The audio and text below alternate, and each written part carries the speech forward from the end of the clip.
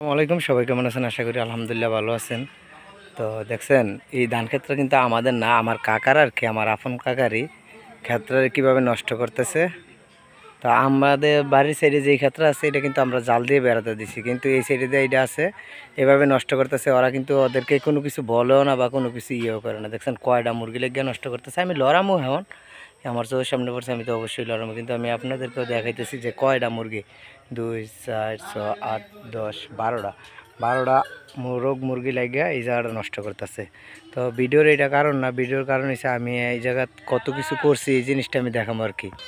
তো এই তো মুরগিগুলোর আমি লড়াই দিতেছি।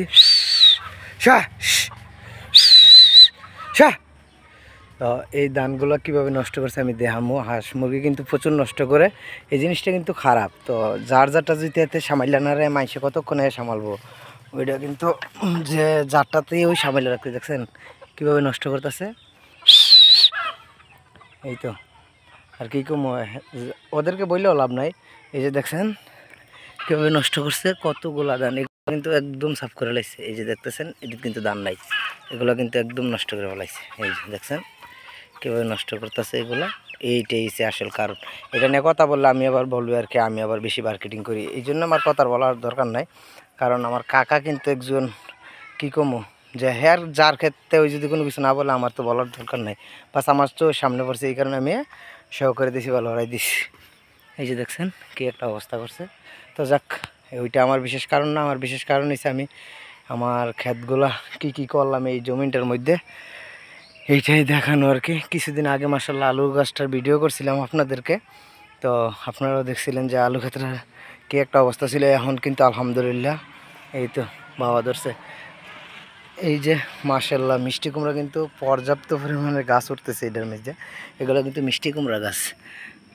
পানিতে কিন্তু দানাগুলো নষ্ট হয়েছিল না, বৃষ্টি হয়েছিল, ভাবছিলাম যে দানাগুলো নষ্ট হয়ে যাবে, না মাশাআল্লাহ কিছুই হয় নাই।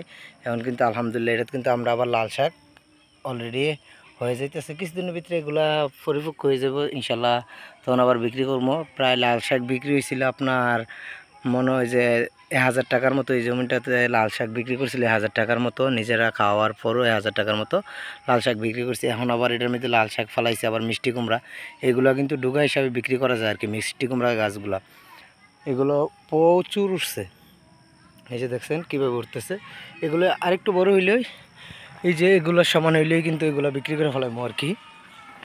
এগুলোর সমান হইলেই এগুলো আবার বিক্রি করে ফেলামো সবজি হিসাবে। আর বড় যেইগুলো বড় হয়ে যাব এগুলো রাইখা দেবো, বাস এগুলোর মধ্যে কুমড়া ধরবে আর কি। আর এই যে বটবটি গাছগুলো কিছুদিন আগে আপনারা দেখছিলেন যে আমি রোপণ করছিলাম, এখন আলহামদুলিল্লাহ পর্যাপ্ত পরিমাণে বড় হয়ে গেছে আর পর্যাপ্ত পরিমাণে জোরও দিছি। আর এই যে আপনার ভেন্ডি গাছ, ঢেঁড়স, এগুলো কিন্তু বেশি ফেলাইছিলাম।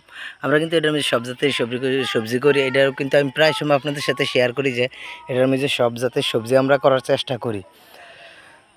তো আলহামদুলিল্লাহ মাশাআল্লাহ এইগুলো কিন্তু কইডা গাছ, ঠিক আছে, এগুলো কইডা গাছ। এখন বাউনি বাইরে যেতেছে, কিছুদিনের ভিতরে ইনশাল্লাহ ফলন চলে আইব এগুলোর মধ্যে। এখন আর কি চার দিয়ে দিতেছে নতুন করে। এই যে তো যাক আলহামদুলিল্লাহ, সবাই ভালো থাকবেন। তো আল্লাহ হাফেজ, আসসালামু আলাইকুম ওয়া রাহমাতুল্লাহ।